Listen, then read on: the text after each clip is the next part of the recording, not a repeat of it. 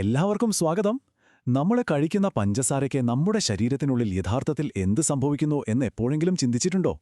അത് വെറുമൊരു മാറ്റമല്ല. സത്യത്തിൽ നമ്മുടെ ഓരോ കോശത്തിനകത്തും ഓരോ നിമിഷവും നടക്കുന്ന അതിവിദഗ്ധമായ ഒരു കവർച്ചയുടെ കഥയാണ്. ഇന്ന് നമ്മൾ ആ ജൈവിക രഹസ്യത്തിന്റെ ചുരുളഴിക്കാൻ പോവുകയാണ്. അപ്പോൾ നമുക്ക് നേരെ വിഷയത്തിലേക്ക് വരാം അല്ലേ? നമ്മുടെ ഇന്നത്തെ ഈ ഒരു അന്വേഷണം തുടങ്ങുന്നത് ഈ ഒരു ചോദ്യത്തിൽ നിന്നാണ്. പഞ്ചസാര നിങ്ങളൊരു കോശത്തിലേക്ക് കാലെടുത്ത് വെക്കുന്ന ആ ഒരൊറ്റ നിമിഷം, അതെ, അവിടെയാണ് ഈ ജൈവിക കവർച്ച ആരംഭിക്കുന്നത്. കൃത്യമായ ആ നിമിഷം എന്താണ് സംഭവിക്കുന്നത്? അപ്പോൾ ഈ കവർച്ചയിലെ മെയിൻ ഐറ്റം ആരാണെന്നല്ലേ? നമ്മുടെ സ്വന്തം ഗ്ലൂക്കോസ്. കോശങ്ങൾക്ക് പ്രവർത്തിക്കാൻ വേണ്ട ഇന്ധനം കൊടുക്കുന്ന ഒരു സിമ്പിൾ ഷുഗർ മോളിക്യൂൾ. കോശത്തിന്റെ ഏറ്റവും വലിയ ടാർഗറ്റ് ഇതുതന്നെയാണ്. അപ്പോൾ ഗ്ലൂക്കോസ് കോശത്തിനകത്തെത്തി. പക്ഷേ ഇവിടെ ചെറിയൊരു പ്രശ്നമുണ്ട്. ഒരു സെക്യൂരിറ്റി ലൂപ്പ് ഹോൾ എന്നൊക്കെ പറയാം. ഈ വിലപിടിപ്പുള്ള സാധനം വന്ന വഴിക്ക് തന്നെ തിരിച്ചു പോകാനും ചാൻസ് ഉണ്ട്. പക്ഷേ കോശത്തിന് ഈ ഊർജം നഷ്ടപ്പെടുത്താൻ പറ്റില്ലല്ലോ. അപ്പോൾ കോശം എന്തു ചെയ്യും? അപ്പോൾ ഈ പ്രശ്നം പരിഹരിക്കാൻ നമ്മുടെ സെല്ലിന്റെ കയ്യിൽ ഒരു കിഡിലൻ ട്രിക്കുണ്ട്. ഗ്ലൂക്കോസ് അകത്തേക്ക് കാലുവെക്കുന്ന ആ ഒരൊറ്റ സെക്കൻഡിൽ തന്നെ കോശം ഒരു കെണിയൊരുക്കും. അതും ഒരു കെമിക്കൽ ട്രാപ്പ്. ദാ ഇപ്പോൾ ഈ സ്ക്രീനിൽ കാണുന്നില്ലേ? ഇതാണ് ആ കെണിയുടെ മാസ്റ്റർ പ്ലാൻ. ഇതിനെ നമ്മൾ ഫോസ്ഫോറിലേഷൻ എന്ന് വിളിക്കും.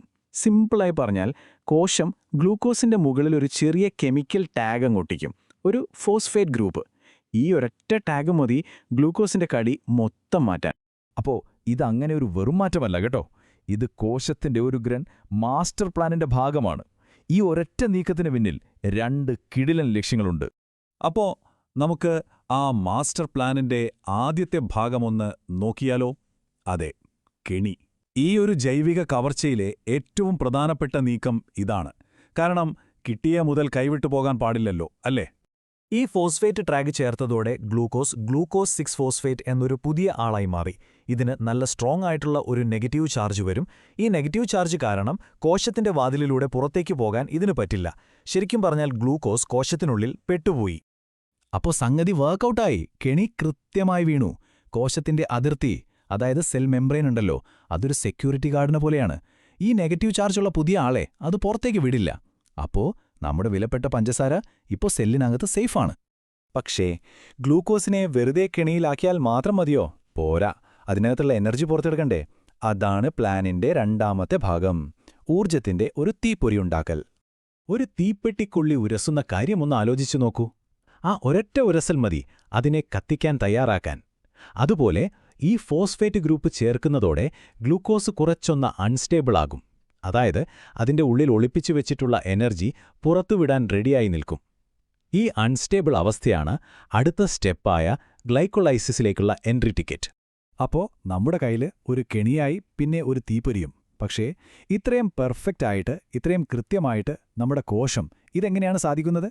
നമുക്ക് ഈ ഓപ്പറേഷന് പിന്നിലുള്ള മാസ്റ്റർ മൈൻഡ്സിനെ ഒന്ന് പരിചയപ്പെടാം. ഇപ്പോൾ ഒരു ലാബിലാണ് ഇത് ചെയ്യുന്നതെങ്കിൽ ചിലപ്പോൾ ഭയങ്കര സ്ട്രോങ് ആയിട്ടുള്ള ആസിഡൊക്കെ ഉപയോഗിക്കേണ്ടി വരും. അതൊരു റഫ് മെത്തേഡാണ്. പക്ഷേ നമ്മുടെ ശരീരം അങ്ങനെയല്ല. അത് വളരെ സ്മാർട്ടാണ് ഇത് ചെയ്യുന്നത്. ശരീരം ATP, അതായത് കോശത്തിന്റെ സ്വന്തം എനർജി കറൻസിയിൽ നിന്ന് ഒരു ഫോസ്ഫേറ്റിനെടുക്കും.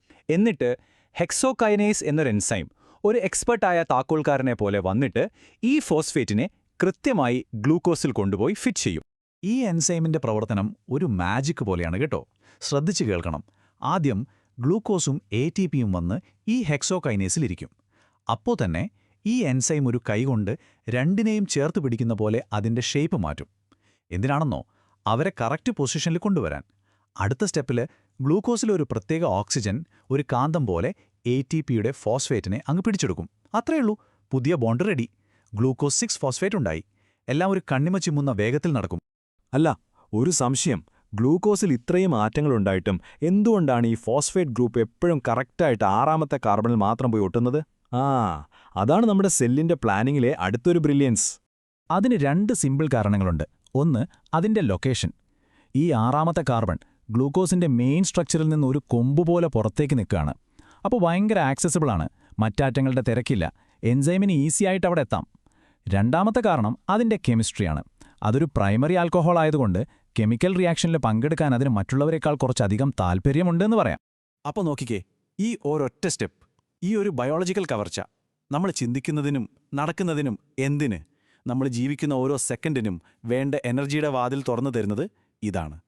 എല്ലാം തുടങ്ങുന്നത് ഈ ചെറിയ എന്നാൽ അതിമനോഹരമായ ഒരു കെമിക്കൽ മാറ്റത്തിൽ നിന്നാണ്. അപ്പോൾ നമ്മൾ കണ്ടു അല്ലേ, ഒരു കുഞ്ഞൻ കെമിക്കൽ ടാഗ് ഒരേ സമയം ഒരു പൂട്ടായും ഒരു താക്കോലായും ഒരു തീപ്പൊരിയായും ഒക്കെ എങ്ങനെയാണ് പ്രവർത്തിക്കുന്നതെന്ന്. ഓർക്കണം, ഇത് നിങ്ങളുടെ ശരീരത്തിൽ നടക്കുന്ന കോടിക്കണക്കിന് അത്ഭുതങ്ങളിൽ ഒന്നു മാത്രമാണ്.